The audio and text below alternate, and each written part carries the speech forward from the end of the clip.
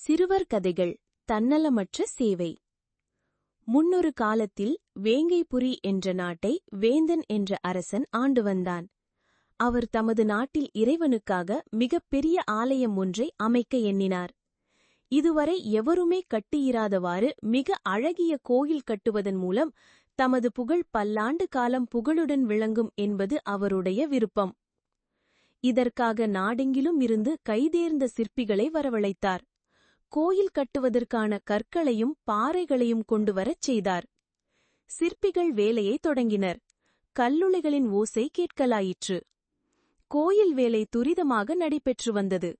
மன்னன் நாள்தோறும் கோயில் வேலையை வந்து பார்வையிடுவார். நாளுக்கு நாள் கோயில் கட்டும் வேலை வளர்ச்சி பெறுவது கண்டு உள்ளம் பூரிப்படைந்தான். பல நாட்களுக்குப் பின்னர் ஒரு வழியாக கோயில் கட்டி முடிந்தது. அழகிய கோபுரமும் கோபுரத்தில் உள்ள சிற்பங்களும் பார்ப்பவர் உள்ளத்தை பரவசமடைய செய்யும்படியாக விளங்கின. மன்னன் இதனைக் கண்டு பூரிப்படைந்தான். கோயில் பணி பூர்த்தியானதும் மிக பெரிய சலவைக்கல் ஒன்றில் கோயிலை கட்டிய தனது பெயரை பொன்னால் பொறிக்கச் சொன்னான். அதனை கோபுர வாசற்படியில் எல்லோர் கண்களிலும் படும்படியாக பதித்து வைக்கச் சொன்னான். அன்று இரவு அரசன் தூங்கிக் கொண்டிருக்கும்போது ஒரு கனவு கண்டான். கனவில் இறைவன் தோன்றினார்.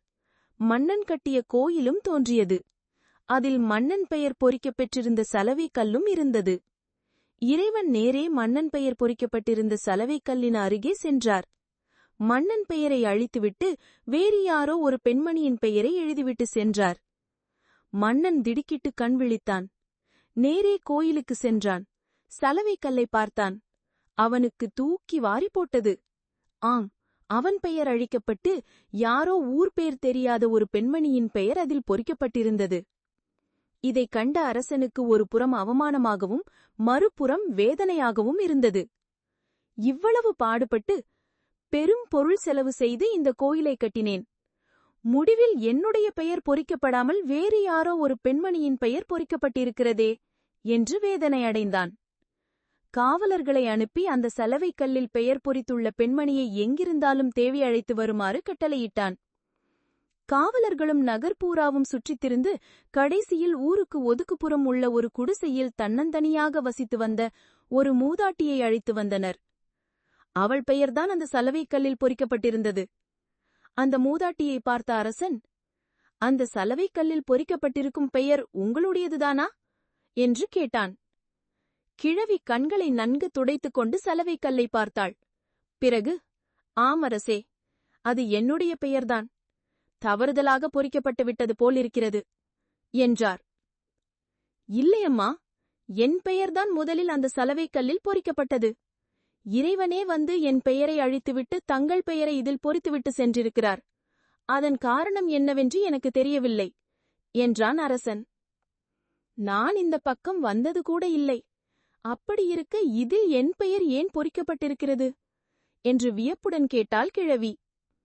தாயை, இந்த கோயில் பணியில் நீங்கள் சம்பந்தப்பட்டிருக்க வேண்டும். இல்லாவிட்டால் இறைவன் தங்கள் பெயரை இதில் பொறித்திருக்க மாட்டார். தாங்கள் செய்த தொண்டு என்னவென்று கூறுங்கள் என்றான் அரசன்.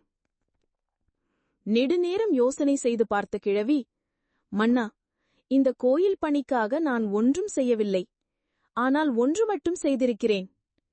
இந்த கோயில் கட்டுவதற்கான கற்கள், மரங்கள் முதலியவற்றை ஏற்றி வரும் வண்டிகள் நாள்தோறும் என் வீட்டு பக்கமாகத்தான் வரும். அந்த சமயத்தில் வண்டியோட்டிகளுக்கு தாகம் தீர தண்ணீர் கொடுப்பேன், மோர் கொடுப்பேன். குதிரைகளுக்கு சிறிது புற்களை கொடுத்து தண்ணீர் காட்டுவேன். அவ்வளவுதான் நான் செய்தது என்றாள் கிழவி. தாயே, நான் வெறும் புகழுக்காக இந்த கோயிலை கட்டினேன். தாங்களோ புகழை விரும்பாமல் தொண்டு செய்தீர்கள். எனவேதான் என் பெயரை அழித்துவிட்டு இறைவன் தங்கள் பெயரை இதில் பொறித்துள்ளார். தன்னலமற்ற தங்கள் தொண்டினை இந்த கோயிலில் உள்ள சலவைகள் என்றென்றும் எடுத்துக்காட்டும். வாழ்க தங்கள் புகழ் என்று கூறிய மன்னன் அந்த கிழவிக்கு நிறைய பொருள் பரிசாக கொடுத்து அனுப்பினான்.